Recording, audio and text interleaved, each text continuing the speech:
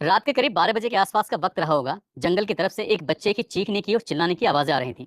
5-7 minute तक जब लगातार ये आवाज आ रही थी, इसी बीच में कुछ लोग खेतों पर भी थे। जो किसान खेत पर अपने फसलों की रखवाली कर रहे थे आवारा पशुओं से, जानवरों से। तब ये किसान ने दूसरे किसान से कहा कि क्या तुम्हें जंगल की तरफ से किसी बच्चे की चीखने की आवाजें आ रही हैं? दूसरा किसान कहता है कि आवाजें तो आ रही हैं। तभी पहला किसान कहता है कि चलो चलकर देख लेते हैं कि आखिरकार बात क्या है, क्या परेशानी है। जैसे ही दूसरे किसान ने कहा कि ठीक है, चलते हैं, देखते हैं। दोनों किसान हिम्मत जुटाकर करीब 15 से 20 मिनट के बाद जब अपनी जगह से उठते हैं और उधर जाने की कोशिश कर रहे थे, तो वो आवाज़ तो बंद हो जाती है बच्चे की, लेकिन इसी बीच में कुछ अजीब तरह की आवाज़ें आ रही थी। उन आवाज़ों को सुनने के बाद दोनों किसानों ने फैसला लिया कि हम वहाँ नहीं जाते, शायद कोई न कोई छलावा होगा, कोई न कोई भूत होगा। जब इस तरह की बातें हुई, तो एक-दूसरे से बातचीत करते-करते उन्होंने कहा कि शायद कुछ भी हो सकता है, लेकिन हमें वहाँ नहीं जाना चाहिए। हो सकता है कि हमें जानबूझकर वहाँ बुलाया जा रहा हो। दोनों किसान वापस आ जाते हैं, वो आवाज़ें शांत हो जाती हैं और शांत होने के बाद जब इन आवाज़ों का रहस्य खुलकर सामने आता है, तो दोनों किसान हैरान हो जाते हैं। पुलिस को जब ये कहानी बताते हैं, तो पुलिस खुद हैरान थी। काश उन दोनों किसानों ने हिम्मत जुटाकर वहाँ जाने की कोशिश की होती, तो वो जो अपराध हो रहा था, शायद वो अपराध नहीं होता और ये कहानी कभी नहीं बनती। आदाब, नमस्कार, सत श्री अकाल। मैं उस्मान सैफी। आज की जो सच्ची घटना मैं आपको सुनाने जा रहा हूँ, ये सच्ची घटना है झारखंड प्रदेश का एक जिला है पलामू, और पलामू का ही एक थाना लगता है हुसैनाबाद। दरअसल हुसैनाबाद क्षेत्र का एक गांव लगता है। 12-13 नवंबर 2024 की रात लगभग 2 बजे के आसपास का वक्त रहा होगा। मनोज के घर पर किसी ने दस्तक दी। बार बार दरवाजे को खटखटाया जा रहा था। मनोज उस वक्त गहरी नींद में सोया हुआ था। अचानक ही मनोज की आंख खुलती है तो लाइट नहीं थी, बाहर भी बिल्कुल अंधेरा था, घर के अंदर भी अंधेरा है। जब बार बार आवाज जो खटखटाया जा रहा है, उस खटखटाहट की तरफ जब मनोज बढ़ता है, उसने जो जैसे ही मोबाइल की टॉर्च सामने लगाता है, तो सामने एक भूत जैसी हालत में था कोई व्यक्ति, कोई ऐसी चीज थी जिसको देखकर वो थोड़ा सा घबरा जाता है। दरअसल बिल्कुल नग्न अवस्था में, बाल बिखरे हुए थे। उसे पहले ही दृष्टि में ऐसा लगा जैसे कि कोई भूत हो, कोई अजीब तरह की कोई ऐसी आहट हो। उसने जैसे दरवाज़ा खोला था, ठीक वैसे ही दरवाज़ा बंद कर देता है, तुरंत ही अपने घर के अंदर जाता है, बाकी सब लोगों को अलर्ट कर देता है। कहता है कि बाहर कुछ ना कुछ खतरा है, कोई नहीं जाएगा, बाहर आवाज़ लग रही है। फिर इसके बाद फिर से दरवाज़ा बार-बार खटखटाया जा रहा था, और जब बार-बार दरवाज़ा खटखटाया जा रहा था, उसने सींचे में जब झाँक कर देखा, तो कोई ऐसी कोई महिला जैसी जो बिल्कुल नग्न अवस्था में थी, फिर वो ज़ोर-ज़ोर से चीखने लगता है।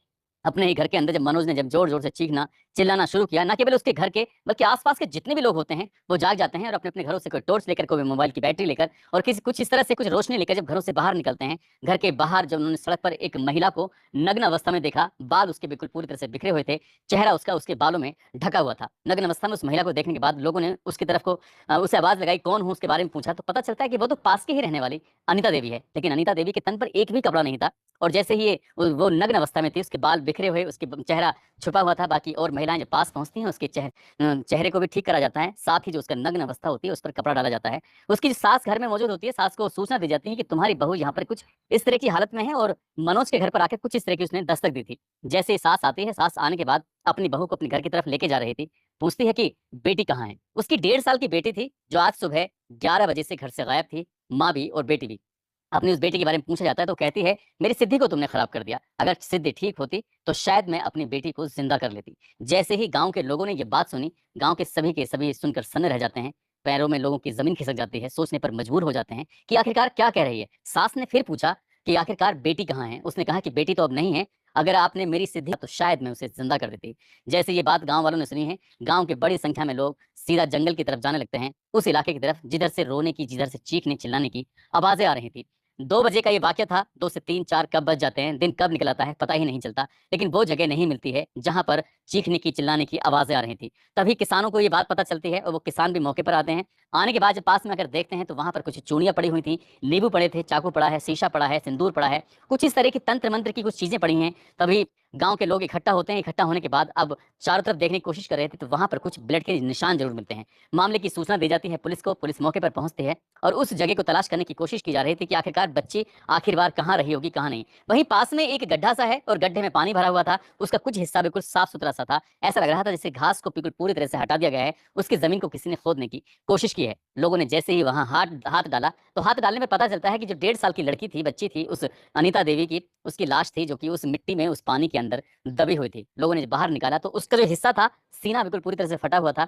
उसकी उस लाश को कब्ज़े में लेकर पोस्टमार्टम के लिए भेजा जाता है। पता चलता है कि उसके जो शरीर है, उसके अंदर कलेजा है ही नहीं। अब उस महिला से पूछा जाता है तो महिला कुछ भी बोलने की स्थिति में नहीं थी, कुछ बताने की स्थिति में नहीं थी। तभी सास से पूछा जाता है कि आखिरकार तुमने क्या देखा, तुमने क्या सोचा? जब सास से ये पूछा जाता है तो सास कहती है कि 12 नवंबर 2024 की दोपहर या सुबह के लगभग 11 बजे के आसपास का वक्त हो रहा था। वो खेतों की तरफ जा रही थी, अपनी बहू जिसका नाम अनिता देवी होता है, उससे बोलती है कि मैं खेतों की तरफ जा रही हूँ, तुम्हें भी चलना चाहिए। घर के अंदर उसकी 3 बेटियाँ और 1 बेटा है। पति उसका दिल्ली में रहकर, जिसका नाम वरुण है, वो दिल्ली में रहकर सेंटरिंग का काम करता है, कभी लोहा सीधा करने का काम करता है, कभी वो लेंटर डलवाने का काम करता है। तो इस तरह से वो दिल्ली में रहकर मज़दूरी करता है। यहाँ पर उसकी माँ, उसकी पत्नी, उसके 3 बेटियाँ और 1 बेटा, 4 बच्चे रहते हैं। बस ये बोलती है, उसकी बहू कहती है कि मुझे आज जपला बाज़ार जाना है, वहाँ से कुछ खरीदारी करनी है। जब सास से ये बात कहती है कि ठीक है, कोई बात नहीं, ऐसा पहली बार नहीं था, ऐसे पहले भी कई बार हुआ है।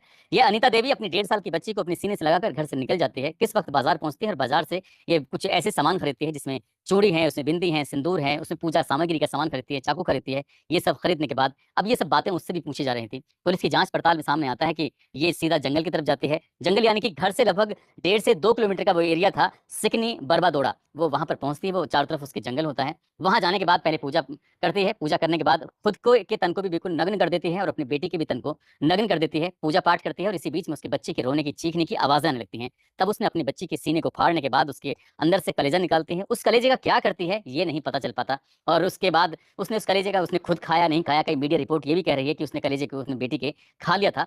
उसके बाद उसने अब यहाँ से सीधा उसे गड्ढे में दबाती है, गड्ढे में दबाने के बाद वहाँ पर फिर नाचना शुरू कर देती है। जब नाच रही थी, नृत्य कर रही थी, तब अजीब तरह की आवाज़ें निकाल रही थी और वो आवाज़ें खेत किसानों तक पहुँच रही थीं। खेत किसानों ने अगर उस वक़्त पहले बच्चे के रोने की पहली ही आवाज़ पर वहाँ पहुँच जाते, तो शायद वो कत्ल नहीं होता, बच्ची नहीं मारी जाती। इसके बाद वो महिला नग्न अवस्था में गाँव पहुँचती है। गाँव आने के बाद अपने गाँव के लगभग 4 चक्कर काटती है और 4 चक्कर काटने के बाद सीधा पड़ोसी जो मनोज होता है, उसके घर के दरवाजे पर दस्तक दे देती है। उस मनोज को जगाने की कोशिश कर रही थी और मनोज पहली बार में जाग ज़रूर जाता है, लेकिन सामने कुछ भूत जैसी वो स्थिति देखता है इस महिला की। उसके बाद फिर वो चीखता है, चिल्लाता है। फिर उसके बाद फिर आस-पास के लोग आ जाते हैं और इस मामले की जाँच-पड़ताल की जाती है, तो पता चलता है ये कई साल पुरानी बात है जब इस महिला की शादी होती है। शादी होने के बाद इसको बच्चे पैदा नहीं हो रहे थे। कई डॉक्टरों के पास इलाज भी कराया गया। तभी किसी डॉक्टर ने कहा कि तुम्हें किसी ओझा के पास जाना चाहिए, तंत्र-मंत्र के बारे में जानना चाहिए। शायद वो डॉक्टर नहीं रहा होगा, वो शायद कोई झोला-छाप या बिल्कुल बेपढ़ा-लिखा इंसान रहा होगा जिस